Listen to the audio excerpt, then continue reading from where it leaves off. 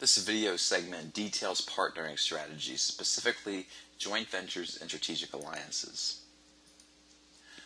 One thing that's very important to understand is that both types of partnering are very, very similar and they fall under the same umbrella. The two types of strategic partnering, joint ventures and strategic alliances, are very similar. There's a fundamental difference in that joint ventures create a third-party firm, but the objectives of either type of strategic partnering is essentially the same. Oftentimes, you find partnering, whether it be through alliance or venture, with a supplier, distributor, or competitor, or even a competitor in a tangential industry. So let's talk about partnering and how it differs from some of the other strategies we talked about. It's a growth strategy. It's an offensive strategy or a forward-looking strategy to create some new product venture or product line. One of the strengths of strategic partnering is that when you start a new business or a new business venture, you reduce the risks because you're sharing the costs with another organization and creating a new business line or a new product. An example might be the many firms who are out creating applications for smartphones. A lot of the smartphone companies, Apple is no exception, HTC is no exception, partner or ally with these firms in trying to develop applications because that's where the high growth is. But they can share the costs between the two organizations, and it's cheaper than either company going it alone. It's always a formal legal agreement, regardless of if it's a joint venture or strategic alliance. There's a formal legal arrangement drawn up.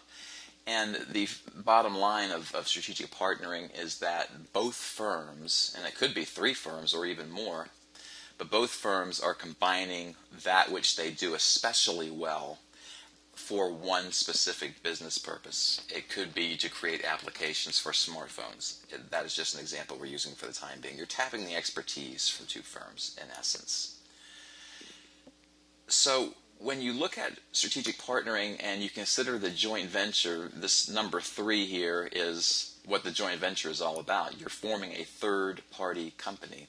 You have two organizations that form a third independent organization, and it may be 50% held by each organization or 60-40, it doesn't really matter, but they're jointly owned. This third-party company is jointly owned. An example would be Sony and Samsung have made TVs, LCD flat screen TVs for many years, not at Sony and not at Samsung, but instead through a joint venture called the S-LCD Corporation that they've placed over in South Korea. Samsung owns a piece of it, Sony owns a piece of it, but they can share the costs of this total venture because flat panel LCD TV screens are very, very important to the future of both organizations. Naturally, doing so and creating this joint venture minimizes the financial burden of either company going it alone and doing their own factory and doing their own research and development and creating flat panel LCD TVs. So there's economies of scale that are built into this. And oftentimes in a joint venture, it avoids many constraints that are typical when you go even further towards a growth strategy of merger and acquisition. Merger and acquisition activity, which we'll see a little bit later in this module, involves a lot more political consternation, in so much as that they might be deemed as being monopolistic. There's a lot more political and legal restraints that are applied to mergers and acquisitions before they can be effected. To form a strategic alliance or joint venture, oftentimes those efforts are minimally scrutinized by external agents. So now let's take a look at strategic alliances, which again are very, very similar to joint ventures, but the key is that they just share resources. It requires a great deal of trust because these organizations are sharing resources without a third-party organization ownership. They got to trust each other. So this legal contract they draw up comes to the fore. They're pursuing one business purpose, but they do not have a third standalone organization. And that leads us to the second bullet on this. No third-party legal entity is formed. Each company remains a company unto itself, and they have a project they're working on, and that project they're working on is called the strategic alliance.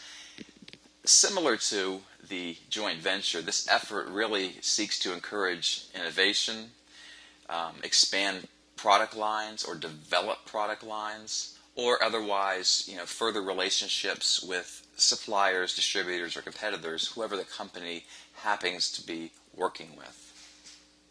Now, a couple of examples of what's going on in the world of joint ventures and strategic alliances. We'll start with joint ventures.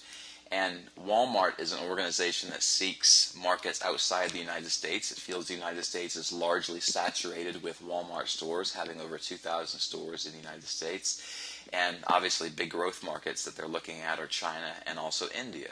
India has been a very tough nut to crack for Walmart.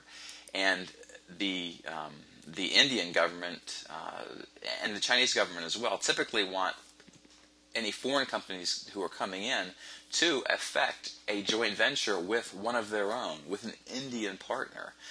So it's good for the Indian economy, it's good for Indian business as well.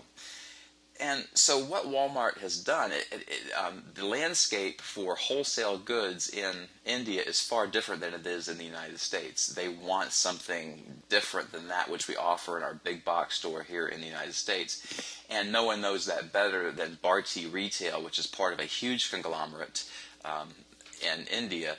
Bharti Retail Enterprises already has a wide variety of household types of goods. So they heretofore have been the Walmart of India.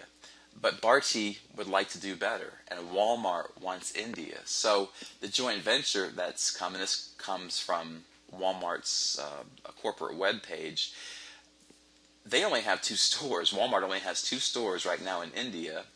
Both are joint ventures, and all future ones will be joint ventures between Walmart and Bharti. But Bharti knows the retail landscape in India, and Walmart doesn't.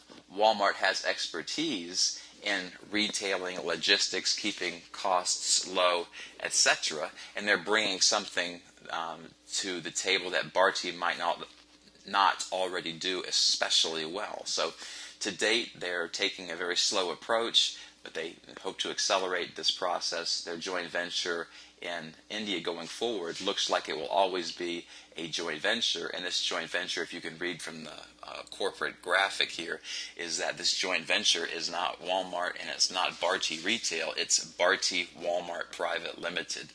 And if you ever have a chance to Google or do any research on this, it looks just like a Sam's Club. It does not look like an American Walmart. But again, that's what seems to be more appealing to the Indian consumer. With that said, we'll finish this video segment up with strategic alliances. And one strategic alliance that's been coming and going in the news for the last 10 years is that of Chrysler and Fiat. Just a year ago in the news, Chrysler and Fiat again talk about striking an alliance. So they've talked about this and they've taken it back off the table many, many times over 10 years. And who knows exactly where that's going, but it's a good example to discuss strategic alliances and why they might work. A cut and paste from a previous slide, organizations sharing resources, trying to expand product innovation, building relationships with competitors, expanding product lines. This is all true with Chrysler and Fiat. If you read this article, or from what you can see on this screen, Chrysler and Fiat have an alliance whereby Chrysler will get a number of Fiat automobiles to complement its current fleet of vehicles, thereby hoping to increase the sales of Chrysler in the United States, because now they can sell Chrysler and they can sell some Fiat products.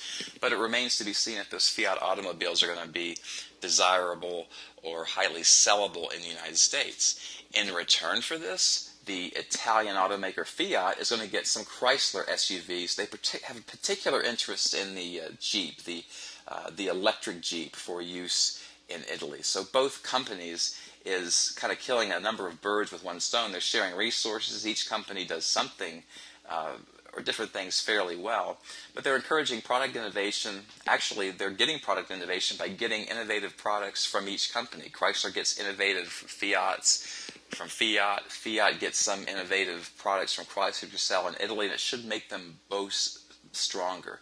And they are, after all, competitors, which fits in with our earlier argument about alliances or partnering in general often is enacted between or among suppliers, distributors, and in this case, it happens to be competition.